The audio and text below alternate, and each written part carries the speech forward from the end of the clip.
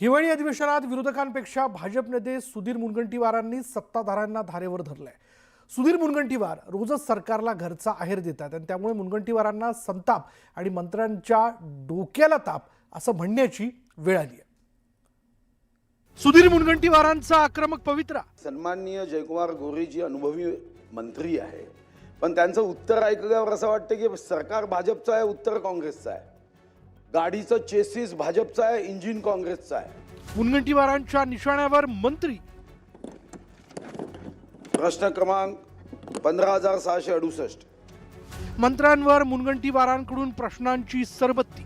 आपल्यासारख्या सुस्वभावी कार्यक्षम मंत्र्याकडून माझी अपेक्षा आहे की आपल्या नावाप्रमाणे त्यांचा जो समस्येचा अंधार जागा आहे, तर प्रकाश आंबेडकर साहेब त्याला न्याय देतील का?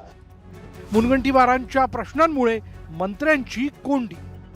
फक्त मला दुःख याचं होतं की सरकार आपलं आहे, जे दीन दुर्बल शोषित पीडित रंजगा गांधळ्यांसाठी काम करतं, पण उत्तर मात्र नाना पटोले साहेबांच्या काँग्रेसचं आहे। भाजपचे माजी मंत्री सुधीर मुनगंटीवार यांच्या या पवित्र्याची महायुतीच्या मंत्र्यांनी धास्ती घेतली नाही तरच नवल। कारण मुनगंटीवार प्रत्येक मुद्दा अत्यंत आक्रमकपणे सभागृहात मांडताना पाहायला मिळत आहे। त्यांच्या तडाख्यातून ना स्वपक्षीय ना मित्रपक्षाचा मंत्री सुटला। पण आपण त्यांना या समायोजनासाठी ते स्ट्राईकवरही गेले, मधात अनेक दिवस स्ट्राईकवर राहिले, संपावर राहिले। तर आपल्यासारख्या सुस्वभावी कार्यक्षम मंत्र्याकडून माझी अपेक्षा आहे की आपल्या नावाप्रमाणे त्यांचा जो समस्येचा अंधार जागा आहे, तर प्रकाश आंबेडकर साहेब त्याला न्याय देतील का?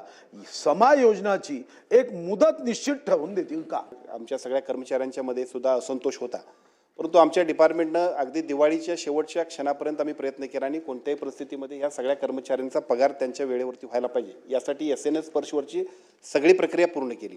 आता इथून पुढं अगदी महिन्यालाच पगार होईल यासाठीची जबाबदारी घेऊन आम्ही आणि आमच्या डिपार्टमेंटचे सगळे लोक काम करतात।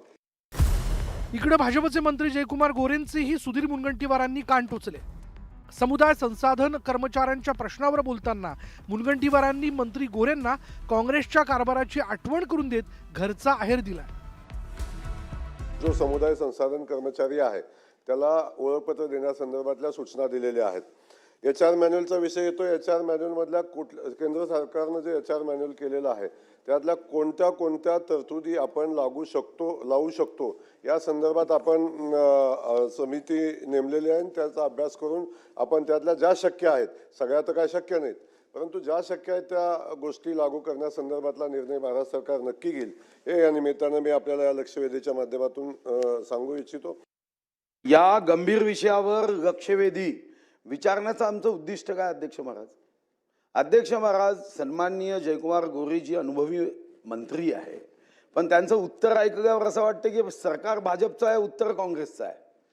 गाडीचं चेसिस भाजपचं आहे, इंजिन काँग्रेसचं आहे। मुनगंटीवार एवढ्यावरच थांबले नाहीत, त्यांनी आपल्या मनातली ही खंत बोलून दाखवली। त्यामुळं स्वपक्षीय मंत्र्यांची सभागृहात चांगलीच कोंडी झाल्याचं पाहायला मिळालं।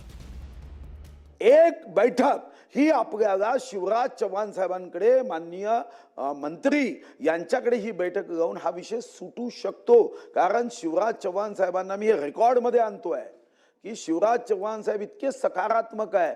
फक्त मला दुःख याचं होतं की सरकार आपलं आहे, जे दीन दुर्बल शोषित पीडित रंजगा गांधळ्यांसाठी काम करतं, पण उत्तर मात्र नाना पटोले साहेबांच्या काँग्रेसचं आहे आणि म्हणून उत्तर तसं देऊ नका। सभागृहाचे ज्येष्ठ सदस्य सन्माननीय मुनगंटीवार साहेबांनी आता काही मुद्दे उपस्थित केलेले आहेत आणि ते सभागृहाचे ज्येष्ठ सदस्य आहेत। चाक काँग्रेसचं, उत्तर भाजपचं, चाक काँग्रेसचा हा विषय या ठिकाणी महत्त्वाचा नाही। महत्त्वाचा विषय आहे उमेदच्या महिलांचा जो प्रश्न आहे आणि खास करून कंत्राटी कर्मचाऱ्यांचा प्रश्न आहे। आदरणीय मुनगंटीवार साहेबांचा मी आदर करतो, ते माझे मार्गदर्शक आहेत आणि सातत्याने ते मला मार्गदर्शक करत असतात। सगळ्यांना मान्यता देतो आणि त्यांना। मराठवाड्यातील भाजपचे मंत्री अतुल सावेही मुनगंटीवारांच्या तडाख्यातून सुटले नाहीत। आमच्या जिल्ह्यामध्ये साधारणतः या क्षणी 96,36,42,400 रुपयाचा निधी हा आवश्यक आहे. भारत माता माझी आई डोकं ठेवायला जागा नाही म्हणून तुटक्या फुटक्या माडाच्या घरात असणाऱ्या लोकांसाठी 96 कोटी नाही, पण मुंबईमध्ये असणाऱ्यांसाठी 11 लक्ष कोटी राज्य सरकारकडे आहे.